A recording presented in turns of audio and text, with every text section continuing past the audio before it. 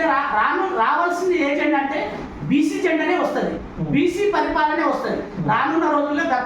ఇంకా నెక్స్ట్ వచ్చే జనరేషన్లో 2029లో బీసీ ముఖ్యమంత్రి ఉంటాడు, డెఫినెట్ ఉంటాడు. నేను చెప్తున్నా, బల్లె ముందు చెప్తున్నా. ఎందుకంటే బీసీ ముఖ్యమంత్రి మీరు ఉండాలనుకుంటున్నారు కదా, తప్పనిసరిగా. అయితే మీరు దానికి ఎటువంటి కార్యాచరణ చేస్తారు?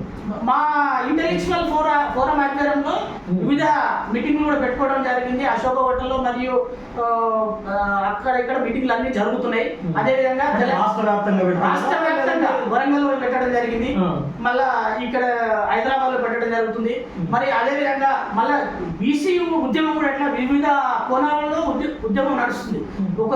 కొంతమంది ఏమో బీసీ కోర్ అని, కొంతమంది ఏమో బీసీ కుల మార్చ్ అని, ఒక రకరకాల బీసీ సత్యాగ్రహ దీక్షలు, అనేక సంఘాలు కుల సంఘాలు అన్ని కలిసి బీసీ యావత్ తెలంగాణ ఉన్నటువంటి బీసీ కుల సంఘాలు ముక్త కంఠంతో చెప్తున్నాయి, మా బీసీలకు రిజర్వేషన్ కల్పించాలి, బీసీలే సీఎం కావాలి అనేది ఆలోచన వచ్చేసింది.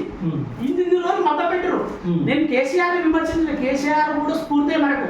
ఎందుకంటే హిందూ అంత రాజకీయం నేర్పించిందంటే కేసీఆర్ మనకు. ఎందుకంటే యావత్ తెలంగాణలో ఇప్పుడు తెలంగాణ ఉద్యమం బాగా నడిచింది, అందరూ అందులో కూడా మనోళ్ళే ఎక్కువ జనాభా 2.5 కోట్ల మంది మనోళ్ళు పార్టిసిపేట్ చేసారు.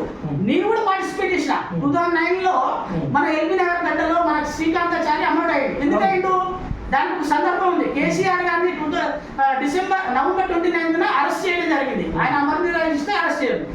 అయితే తెలంగాణ రాష్ట్రం అనేది ఏర్పడడం అనేది ఉద్దేశంతో అప్పుడు మన శ్రీకాంతాచారి అది బీసీ బిడ్డనే, ఆయన కూడా బీసీ బిడ్డనే ఆలోచన చేసి ఇక రానట్టుందని ఆందోళన చెంది ఆ రోజు యావత్ తెలంగాణ సమాజానికి నేను ఏదో ఒకటి తెలంగాణ సమాజానికి నేను స్ఫూర్తిగా నిలబడాలనే సదుద్దేశంతో మనస్తాపం చెంది ఆయన అమరుడు కావడం జరిగింది. ఆ బీసీ బిడ్డ అమరుడు అంటే యావత్ రాష్ట్రం మొత్తం ఉధృతంగా తెలంగాణ ఉద్యమం అనేది విపత్తంగా అయింది. ఆ రోజు మేము కూడా ఉన్నాం. అంటే ఆ రోజు కాకుండా తెల్లారే మళ్ళా సోనియా గాంధీ December 9న ప్రకటన చేయడం జరిగింది. తెలంగాణ రాష్ట్రం ఇస్తుంది చిదంబరం గారితో అప్పుడు ఉన్న ప్రభుత్వము. అయితే మీరు అంత మంచి ఉద్యమంలో బీసీలు ఇంత పెద్ద ఎత్తున పాల్గొన్నప్పుడు అప్పుడు ఎందుకు అడగలేకపోయారు? కారణాలు ఏంటిది? అప్పుడు కూడా ఆర్థిక సమస్యలు ఉండేనా? అప్పుడు కూడా మనలు అంటే రాజకీయంగా చైతన్యం లేకపోయినా ఏంటంటే మనం కేసీఆర్ అన్నట్టు ఆయన ఒక తెలంగాణ తెచ్చిండు అంటే కేసీఆర్ మీద గౌరవం కొంతమంది ఆగిపోయారు. తెలంగాణ తెచ్చినోడు అతనికి కాబట్టి అతనికి ఇస్తే మన రాష్ట్రం అనేది ఇంకా బాగా బాగుపడుతుంది, మన తెలంగాణ రాష్ట్రం బాగా బాగుపడుతుంది. మళ్ళీ అదే బీసీలకు కూడా బాగా వెనుకబడకుండా ముందంజలో ఉంటారు, పదవులు కూడా అన్ని రకరకాలు వస్తాయి.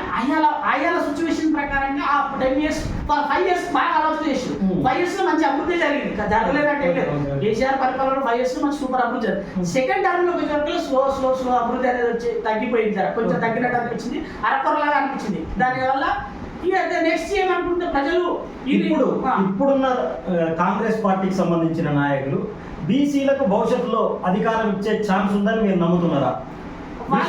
బీసీలకు అధికారం అంటే అధికారం ఇవ్వడం అంటే ఇప్పుడు రాబోయే స్థానిక ఎన్నికలు ఉన్నాయి, సర్పంచ్ ఎంపీటీసీ ఎన్నికలు ఉన్నాయి. ఈ ఎన్నికలలో బీసీలకు ఎక్కువ సీట్లు కేటాయించి వాళ్ళకి అధికారం ఇచ్చే అవకాశం ఉందని భావిస్తున్నారా కాంగ్రెస్ పార్టీ? ఇప్పుడున్న కాంగ్రెస్ పార్టీ ఎవరిని సర్పంచులు గెలవాలని అయిపోదు కదా, సర్పంచులు గెలవాలి. బీసీ ముందు ఎక్కువ సీట్లు ఇస్తారని మీరు నమ్ముతున్నారా? అంటే రిజర్వేషన్ అమలు అయితే 42% అమలు అయితే ఇస్తారని నమ్మకం. ఇప్పుడు 42% అమలు అయ్యిందా? ఏడైంది ఇంతవరకు కాకనే కదా మేమంతా ఉద్యమాలు చేసి ఎందుకు చేస్తున్నాం? బీసీ ఉద్యమం ఇవాళ ఇంత